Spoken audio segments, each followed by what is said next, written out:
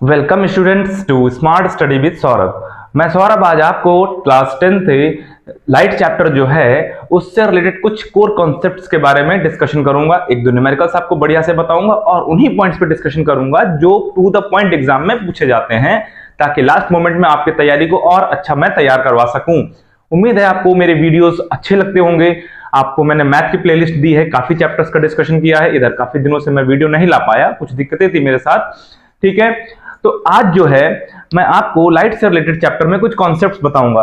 देखिए, लाइट में बेसिक चीजें आप जानते होंगे, रिफ्रैक्टिव इंडेक्स क्या होता है और उसमें स्पीड ऑफ लाइट से रिलेटेड क्या फॉर्मूला होता है ना, कि रिफ्रैक्टिव इंडेक्स के बारे में आपने कहीं देख, किसी बुक में म्यू से डिनोट करते हैं, किसी में एन से डिनोट करते हैं, तो आप अपने हिसाब से मैनेज कर सकते हैं, ठीक है। तो म्यू के लिए फॉर्मूला क्या होता है, देखिए एक रिलेशन होता है, मैं आपको बता दूं कि म्यू का speed of light in air या vacuum upon speed of light in that medium, ये बहुत ही फॉर्मूला होता है। यानी कि आप स्पीड को ऐसे डिनोट कर लो, speed of light in air या vacuum upon speed of light in that medium, जिस मीडियम में आपको रिफ्रैक्टिव इंडेक्स चाहिए, ठीक है। एक तो ये रिफ्रैक्टिव इंडेक्स का बहुत इंपॉर्टेंट फॉर्मूला होता है, कभी कभी इस पर से सीधा न्यूमेरिकल पूछ लिया जाता है। एक दूसरा कॉन्सेप्ट आता है इसमें, है क्रिटिकल एंगल का। क्रिटिकल एंगल क्या होता है, तो आपने सबने रिफ्रैक्शन और रिफ्लेक्शन पढ़ा होगा। देखिए मैं एक ऐसे लाइन ड्रॉ कर देता हूं, अब देखिए इसमें 3 पॉइंट ले लिए, 1 2 3। ये diagram as it is exam में आता है। मान लीजिए कोई रे ऑफ लाइट ऐसे आ रही है, ये आई, ठीक है। अब एक बात ध्यान रखिएगा, नॉर्मल बनाना मत भूलिए। जिस पॉइंट पे रे टकरा रही है वहां पे नॉर्मल बनाना मत भूलिएगा, नहीं तो क्वेश्चन आपके गलत हो जाएंगे, ठीक है। ये मान 3 पॉइंट्स हैं, ये रे आई, अगर मान लीजिए ये एंगल जो है ये क्या है, आई इज क्या हो जाए, छोटा हो जाए क्रिटिकल एंगल से, I is less than critical angle, तो रे क्या होती है, मैं यहीं पे क्रिटिकल एंगल के बारे में आपको बता दूंगा। अगर I is less than critical angle है तो ये रे क्या होगी, अपने पास से थोड़ा सा डेविएट हो जाएगी, ऐसे चली जाएगी, है ना। मतलब आप कह सकते हो थोड़ा सा बेंड हो जाएगी अवे फ्रॉम द नॉर्मल, अगर ये डेंसर मीडियम है और ये अगर रेरर मीडियम है। ये तो आपको पता ही होगा कि अगर रे डेंसर से रेरर में जाती है तो रे away from the normal, actual path इसका हो सकता है ये हो, लेकिन थोड़ा सा बेंड हो गई, तो ये आपका आई और वो आपका are.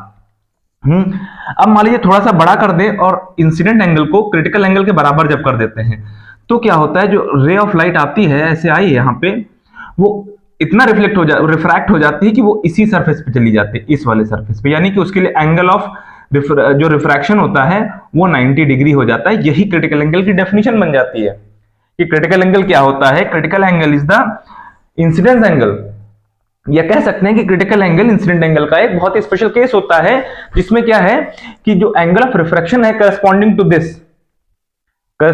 This what incident angle, the angle of refraction is 90 degree, ठीक है। अब तीसरा केस आता है कि अगर मान लीजिए सर क्रिटिकल एंगल से बड़ा हो जाए इंसिडेंट एंगल, तो क्या होगा, ठीक है। तो क्या होगा, मान लीजिए ये आपकी रे ऑफ लाइट ऐसे जा रही है, एरो बनाना मत भूलिएगा, और ये एंगल अब बड़ा हो गया, I is greater than critical angle, तो यहीं पे एक नया फिनोमेना आपका हो जाएगा, light will reflect from this, ठीक है। तो इस एंगल को आई बोलेंगे, इस एंगल को एंगल ऑफ रिफ्लेक्शन बोल देंगे, और I is equal to are होता है एंगल ऑफ रिफ्लेक्शन में, आपने रूल्स पढ़े होंगे। ये एज इट इज डायग्राम बनाने को आ जाता है, तो पूछता है, मान लीजिए ये पॉइंट ए है, ये पॉइंट बी है, ये पॉइंट सी है, तो पूछता है कि बताओ ए बी और सी पे क्या हो रहा है। तो आप ए पे क्या बता सकते हैं कि रिफ्रैक्शन हो रहा है ना, क्योंकि रे डेंसर से रेयर में जा रही है तो अवे फ्रॉम द नॉर्मल जाएगी ना। अगर ये रेयर टू डेंसर होता है तो टुवर्ड्स द नॉर्मल बेंड हो जाती है। बी पे क्या हो रहा है, तो आप बताओगे क्या हो रहा है कि रिफ्रैक्शन ही हो रहा है, but angle of refraction will be 90 degree. C पे क्या बताओगे आप, तो सी पे आप बता सकते हो कि यहां पे क्रिटिकल एंगल से ज्यादा है इंसिडेंट एंगल, इसलिए यहां पे रिफ्लेक्शन हो रहा है, या फिर आप कह सकते हो इसको total internal reflection, TIR, total internal reflection बोल सकते हो, या आप कह सकते हो कि नो रिफ्रैक्शन ऑकर्स, ये आप बोल सकते हो, ठीक है। तो ये कंडीशन बहुत इंपॉर्टेंट है। क्रिटिकल एंगल की डेफिनेशन यही होती है कि critical angle is the incident angle, ठीक है, related to which the angle of diffraction is 90 degree, ठीक है। इस बात का ध्यान रखिएगा। तो अभी जो मैंने डायग्राम बनाया था, ये एज इट इज क्वेश्चन पूछा जाता है कभी कभी एग्जाम में। अब नया चलते हैं, जैसा कि मैंने क्रिटिकल एंगल के बारे में आपको बताया, तो क्रिटिकल एंगल के बारे में कभी कभी क्वेश्चन आता है कि वो एक ऐसे डायग्राम दे देंगे। अच्छा, ग्लास का क्रिटिकल एंगल आपको पता होना चाहिए 42 डिग्री होता है। अब वो कह देंगे कि ये ए है, ये बी है, ये सी है, एक एंगल दे देंगे, सपोज उन्होंने दे दिया ये वाला 60 डिग्री, और आपसे कह दिया कि ये रे ऑफ लाइट आ रही है, ऐसे इंसिडेंट कर रही है, तो बताओ इसका पाथ ड्रॉ करो। बहुत ही बड़ा क्वेश्चन आता है। तो अब देखिए ये ऐसे आ रही तो ये तो 90 हो गया ना, तो ये अगर 90 पे आ रही तो ये सीधे ऐसे चली जाएगी, यहां पे टकराएगी। अब जैसे यहां टकराएगी तो मैं क्या बता रहा हूं, यहां पे नॉर्मल जरूर बना लीजिएगा आप। ये नॉर्मल बना लिया, नॉर्मल हमेशा सरफेस के परपेंडिकुलर होता है। तो अब ये क्या होगा, तो आपको क्रिटिकल एंगल दे देगा ग्लास का 42 डिग्री दे देगा, और आपसे कहेगा कि ये डायग्राम कंप्लीट करो कि रे कहां जाएगी। तो सबसे पहला काम इसमें क्या होता है, ये जो आपने ये जो नॉर्मल बनाया, तो ये आपका इंसिडेंट एंगल हुआ कि नहीं हुआ। अब ये आई जो है ये कितना है ये निकाल लें हम। अब कितना निकालेंगे, कैसे निकालेंगे बताइए। देखिए ये 90, ये 60, तो ये 30 हुआ, और ये 30 हुआ, ये भी तो 90 है तो ये 60 हुआ, है ना। और ये 60 तो ये 30 हुआ कि नहीं हुआ भाई, ये 30 हुआ कि नहीं हुआ, क्योंकि पूरा तो 90 हुआ ना नॉर्मल से। ऐसे इधर देखो ये 90 तो उधर का 90, तो ये 60 तो ये 30 हो गया, यानी कि ये जो आई आया आपका ये 30 डिग्री आ गया। और 30 डिग्री जो आई है, I is less than critical angle, और जब I is less than critical angle होता है तो मैंने अभी क्या बताया था, रिफ्रैक्शन होगा। तो ये रे बाहर चली जाएगी, कहां चली जाएगी, बाहर चली जाएगी। और क्या हो रहा है कि ये क्या है, ये डेंसर मीडियम है, बाहर रेयरर मीडियम है, तो जाना तो इसको वैसे ऐसे चाहिए, है ना, लेकिन ये क्या होगी, थोड़ा सा अवे फ्रॉम द नॉर्मल, है ना, ऐसे अवे फ्रॉम द नॉर्मल की तरफ चली जाएगी। ठीक है, इस बात का ध्यान रखिएगा। तो ये देखिए कितना अच्छा क्वेश्चन आपका बन गया। ये क्वेश्चन 2 मार्क्स से कम आ जाता है एग्जाम में। आपको ध्यान रखना है बस ये चीज, इस एंगल को निकाल लेना है। ठीक है, अब हम चलते हैं एक इसी तरह का एक दूसरा ट्रायंगल बनाने के बाद। मान लीजिए एक ट्रायंगल ऐसा बना दिया आपका, ऐसा देख लीजिए। अगर मान लीजिए ये एंगल आपका 30 है और ये 60 है, तो क्या होगा, और मान लो रे ऑफ लाइट ऐसे आ रही है, इस पे आ रही है ऐसे, ठीक है ना, ऐसे आ रही है। थोड़ा बढ़िया नहीं बना, बढ़िया से बना देता हूं। पहले दूसरा केस देख लेते हैं ना, ये रहने दीजिए, फिर दूसरा देखते हैं। ये वाला देखिए पहले, मान लो रे ऑफ लाइट ऐसे आ रही है, यहां पे भी 90 पे आ रही है, तो ये भी सीधा जाएगी, यहां टकराई। अब यहां टकराई तो नॉर्मल कुछ ऐसा ऐसा बनेगा आपका। फिर से ये एंगल बताना है। ध्यान रखना, एंगल ऑफ इंसिडेंस और एंगल ऑफ रिफ्रैक्शन हमेशा नॉर्मल और रे के बीच लिए जाते हैं। ध्यान रखना इस चीज का, बहुत जल्दी गलत हो जाता है ऐसा क्वेश्चन, समझ लीजिए आप लोग। ठीक है, तो यहां पे आई कितना है कैलकुलेट करते हैं। ये 60, ये 90, तो ये 30, ये 30 तो ये 60, यहां पे आई कितना आ गया 30।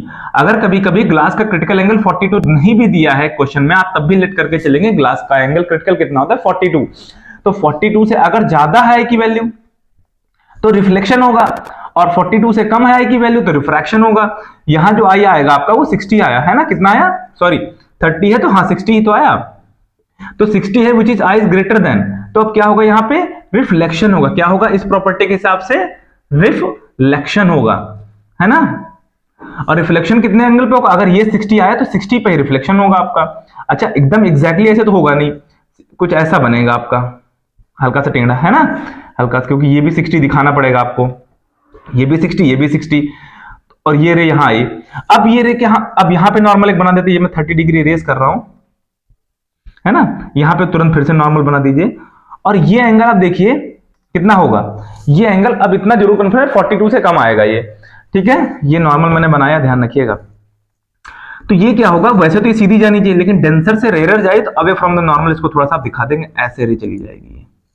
ठीक है, इस तरह से, ऐसे ऐसे, ये क्वेश्चन पूछा बहुत जाता है। ठीक है, तो आपका मेन ये है क्रिटिकल, ये वाला एंगल निकालना है आई, ये 60 तो इधर का भी 60, एंगल ऑफ इंसिडेंस 60 तो एंगल ऑफ रिफ्लेक्शन 60, उसका उस हिसाब से रे हल्का सा इधर जाएगी, एकदम सीधी ना कर देना, नहीं 90 माना जाएगा।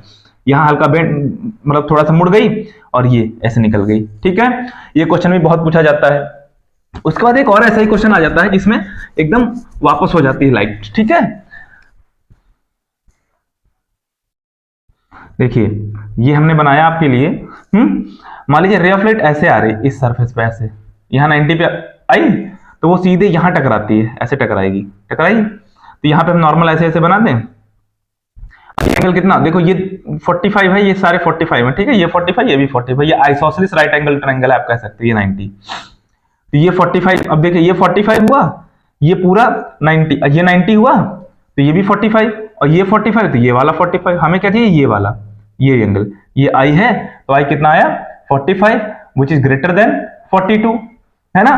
तो रिफ्लेक्शन होगा, और जितने पे आई रे इसका उतने पे मुड़ जाएगी, ये ऐसे 45 पे मुड़ गई है, ये भी 45 हो गया, आर आपका, आर कितना हो जाएगा 45। उसके बाद यहां टकराई, यहां पे भी ऐसे ऐसे डॉटेड डॉटेड नॉर्मल बना लीजिए ऐसे ऐसे। अब इसको काउंट करते हैं, देखिए ये 90 था तो ये कितना होगा, जब ये 45 था तो ये भी तो 45 हुआ, और फिर ये 45 तो ये भी 45, ये 45 तो ये भी 45। अब यहां फिर से 45 है तो फिर से रे मुड़ जाएगी, कितने पे 45 पे, ऐसे चली जाएगी रे, है ना। तो ये भी आपका 45 डायग्राम में देखने में भले ना लगे, आपको कैलकुलेट करके निकालना है। ये आई 45 पे आया, 45 पे चला गया। फिर यहां हमने देखो नॉर्मल और रे के बीच का ही एंगल कैलकुलेट करना है, इधर का नहीं कैलकुलेट करना है, हालांकि निकालेंगे इधर से ही। ये 45 तो ये भी 45, तो ये रे इधर को मुड़ गई, मुड़ गई, और ये जब मुड़ी तो यहां पे आई, तो यहां पे एंगल ऑफ इंसिडेंस कितना होगा 90। कैसे भाई, ये 45 है, ये 45 तो ये 90 तो हुआ, तो ये रे ऑफ लाइट ऐसे निकल जाएगी बाहर की तरफ, ठीक है, इस तरह से। तो ये कह सकते हैं 90 डिग्री का रिफ्लेक्शन हो गया है, ठीक है। ये कहां यूज होता है आप खुद बताइएगा इसके यूजेस को कमेंट बॉक्स में। अब हम जल्दी से आपको लेंस फॉर्मूले से रिलेटेड कुछ कॉन्सेप्ट बता देते हैं। आपने दो टाइप के लेंस पढ़े होंगे, एक आपका कॉन्वेक्स लेंस पढ़ा होगा, ठीक है, एक आपने कॉनकेव लेंस पढ़ा होगा। आपको पता है ये आपका क्या होता है, कॉन्वेक्स, ये कॉनकेव। कॉन्वेक्स को ही हम कॉन्वर्जिंग भी लेंस भी बोलते हैं, कन्वर्ज करता है ये रेस को, ठीक है, कन्वर्ज करता है। ये क्या करता है, रेस को डाइवर्ज करता है, इसीलिए हम इसको डाइवर्जिंग लेंस भी बोलते हैं, ठीक है।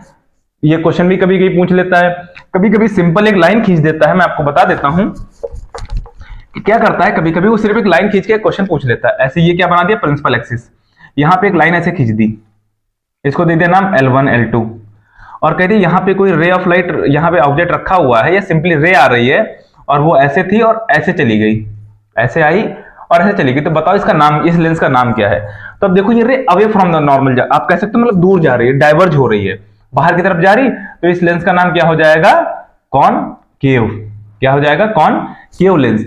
ऐसे यही रे अगर अंदर को मोड़ देता तो आप क्या बता देते कि क्या है, ये कॉन्वेक्स लेंस हो जाता, तो आपका कॉन्वेक्स लेंस हो जाता, ठीक है। और पूछ लेता कि बताओ इसका नेचर क्या होगा इमेज का, तो अगर कॉनकेव होती तो कॉनकेव में हमेशा याद रखना कि इधर ही इमेज बनती है, और मैक्सिमम टू मैक्सिमम फोकस और ऑप्टिकल सेंटर के बीच में बनती है, ये ऑप्टिकल सेंटर है। तो और कॉनकेव की इमेज कैसी होती है, वर्चुअल होती है ना। और कह सकते हो कि यहाँ पे कैसी है, बहुत छोटी बनेगी, डिमिनिश्ड बनेगी, डिम बनेगी, और सीधी बनती है, बस इतना जरूर ध्यान रखना। यहां से इनके बीच में कहीं बनेगी तो आपकी क्या बनेगी, इरेक्ट, सीधी बनेगी। जबकि कॉन्वेक्स में आपको मैं अभी बताऊंगा कि कॉन्वेक्स में अगर इधर इमेज बन रही है राइट साइड में आपके, तो हमेशा कैसी बनती है, एक तो रियल बनेगी और इन्वर्टेड बनेगी, यानी कि उल्टा बनेगी। और मैग्नीफाइड डिमिनिश तो हो ही सकती है, वो आप अपने हिसाब से भी देख सकते हैं, लेकिन रियल और इन्वर्टेड जरूर बनेगी। लेकिन कॉन्वेक्स में एक केस बहुत इंपॉर्टेंट, दो केसेस ओवरऑल कॉन्वेक्स में इंपॉर्टेंट है, मैं आपको जल्दी से बता देता हूं उनके बारे में। कि कॉन्वेक्स का एक केस बहुत इंपॉर्टेंट है, ये मैंने प्रिंसिपल एक्सिस बना दी और ये मैंने आपको लेंस बना दिया। ये डिस्टेंस हो गई f, तो एक डिस्टेंस और होती 2f, है ना, सेकंड फोकस के बराबर की डिस्टेंस, और एक इधर हो गया अगर यही f, यहीं पे डबल फोकस के बराबर 2f, इनको अगर हम f1 मान लें तो ये आपके 2 हो गए, ठीक है, ऐसे ऐसे मान सकते हो। अगर ऑब्जेक्ट कहां रखा हुआ है, एग्जैक्टली सेकंड फोकस पर रखा हुआ है, तो इमेज आपकी कहां बनती है, एग्जैक्टली सेकंड फोकस से बनती है और सेम साइज की बनती है। तो देखो डायग्राम बनाने में आप लोगों को बड़ी प्रॉब्लम आती होगी, तो हमेशा मैं आपको बहुत ही बढ़िया ट्रिक बता देता हूं कि ये केस बहुत इंपॉर्टेंट मान के चलो पूछा ही जाता है 90% केसेस में, ठीक है, और 10% जो बचा वो भी दूसरा केस में बता दूंगा। तो इसमें बस याद रखना जितना ऑब्जेक्ट उतना ही आपकी इमेज बनती है आपकी, ठीक है। मैं इसको इरेज कर रहा हूं, है ना, इसको ऊपर लिख दूंगा मैं। तो अब जितना ऑब्जेक्ट आपने बनाया उतना ही इमेज यहां पहले बना लीजिए, ठीक है। अब देखिए, अब दो रेज ऑफ लाइट ले जाइए, एक ये ले जाइए यहां टकरा के, और यहां से इसको ऐसे मिला दीजिए, फोकस होकर के जाएगी, ऐसे मिला दीजिए। दूसरी रे ऑफ लाइट इस पॉइंट से इस पॉइंट को एक लाइन मिलाइए, खींचिए, और यहां से जानी चाहिए, ऐसे स्केल डायरेक्टली रख लीजिए आप, है ना। ये देखिए, ये ऐसे चली जाएगी और ये ऐसे चली जाएगी, यहीं पे कट करा दीजिए पहले। मतलब आपको ऑब्जेक्ट और इमेज पहले ही बना लेनी है, ठीक है, ताकि आपका गड़बड़ ना हो। ये आपका ऑप्टिकल सेंटर हो जाएगा, ठीक है। एरो बनाना मत भूलना, नहीं नंबर कट जाएंगे आपके। ये बहुत इंपॉर्टेंट केस है। इमेज कैसी है, सेम साइज की होगी, इन्वर्टेड है और रियल होगी, ठीक है। एक दूसरा ऐसे और केस आता है इसी में, मैं आपको बताता हूं, बहुत ही बढ़िया केस आता है इसी में, है, पूरा ही मिटा देता हूं। कि क्या होता है, ये इमेज कहाँ, ये ऑब्जेक्ट कहाँ रखा होता है, सेकंड फोकस पे। एक दूसरा केस ये आता है कि जब आपका ऑब्जेक्ट जो है, ऑब्जेक्ट कहाँ रखा हो, ये मान लीजिए फोकस है और ये ऑप्टिकल सेंटर है, तो ऑब्जेक्ट कहीं यहीं रखा हो, मान लीजिए ये ऑब्जेक्ट रखा हुआ है ना, ये तो इमेज कहां बनती है, बहुत ही इंपॉर्टेंट केस है कॉन्वेक्स लेंस का। ये ओनली केस है जिसमें इमेज कैसी बनेगी, मैं पहले ही बता दूं आपको कि इमेज वर्चुअल बनेगी आपकी, ठीक है, वर्चुअल बनेगी। दूसरा मैग्नीफाइड बनेगी, ठीक है, और इरेक्ट बनेगी, यानी कि सीधी बनेगी, ठीक है। ये ओनली केस है। कैसे होगा ये भाई, एक रे ऐसे गई, अब ये क्या होगा, ये पीछे तो मतलब ऐसे फोकस से चली गई मान लीजिए, दूसरी यहां से गई, ये ऐसे जा रही है, कहीं मिलती है तो दिख नहीं रही, कहीं नहीं मिलेंगी, ये उधर जा रही है वो इधर, तो इनको जब पीछे बढ़ाएंगे तो कहीं यहां पे मिलेंगी, इस पॉइंट पे। कैसे, ऐसे देखिए पीछे बढ़ाने पे dot dot dot dot dot कर लीजिए, ठीक है, और ये अलग देखिए, ये यहां जा रही है ना, ऐसे। आप डायग्राम अच्छे से बनाइएगा यहां भी, कि मैं कैसे बताया था आपको, पहले इमेज बना लेनी, कहां बनेगी, कहीं पीछे बनेगी, और इमेज ऐसे ऐसे डॉटेड डॉटेड बनाएंगे आप। ये कैसी इमेज हो जाएगी, आप कह सकते हो ए डैश बी डैश, एरो बनाना मत भूलना, इसका हेड और टेल, ये देखिए, ठीक है, ये आपकी इमेज ए बी हो गई, ये ऑब्जेक्ट हो गया ए बी, ये इमेज हो गई। तो ये ओनली केस होता है जिसमें इमेज कैसी बन रही है, एक तो मैग्नीफाइड और वर्चुअल और इरेक्ट बन रही है। कॉन्वेक्स लेंस का ओनली ऐसा केस है जिसमें वर्चुअल और इरेक्ट इमेज बन रही है, ठीक है। तो ये भी केस बहुत इंपॉर्टेंट है, मैंने दोनों केस बता दिया, आप देख लीजिएगा पेपर में, इन्हीं दोनों में से एक मिलेगा आपको, ठीक है। अब इसी से रिलेटेड लेंस फॉर्मूला आ जाता है, तो हम बता देते हैं आपको, है लेंस फॉर्मूला क्या होता है, 1/v minus 1/u is equals to 1/f होता है, ठीक है। v क्या है और u क्या है, f तो फोकल लेंथ होती है, तो कॉन्वेक्स की फोकल लेंथ जो होती है, मैं पहले ही बता दूं, हमेशा पॉजिटिव लेंगे आप। अगर क्वेश्चन में पूछ रहा है न्यूमेरिकल्स में कि कॉन्वेक्स लेंस की फोकल लेंथ बताइए, तो वो पॉजिटिव ही आनी चाहिए आपकी।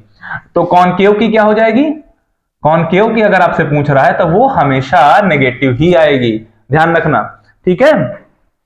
तो v, तो f तो फोकल लेंथ पता हो गया आपको, फोकल लेंथ होती है, v क्या है और u क्या, u जो है ऑप्टिकल सेंटर से ऑब्जेक्ट की डिस्टेंस होती है, आप इसको कह सकते हो u है ये, ठीक है, या लेंस से ऑब्जेक्ट की डिस्टेंस, और u हमेशा नेगेटिव होता है, u ऑलवेज नेगेटिव, हमेशा, क्योंकि भाई ऑब्जेक्ट तो हमेशा लेंस के लेफ्ट में ही रहेगा, वो कोई भी लेंस हो, कॉनकेव हो या कॉन्वेक्स हो, आपका u हमेशा नेगेटिव ही पुट करना है क्वेश्चन में जब सॉल्व करेंगे।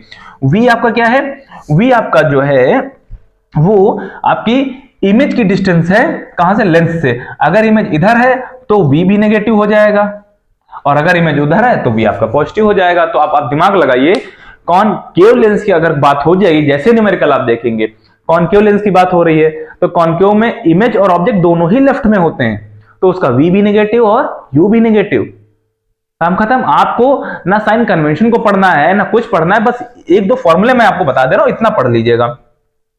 एक ये फॉर्मूला बता दिया, एक और फॉर्मूला आपको बता देता हूं मैं, बस ये दो फॉर्मूला आप देख लीजिए, लेंस का क्वेश्चन छूटेगा नहीं आपसे, 3 नंबर का तो आ ही जाएगा।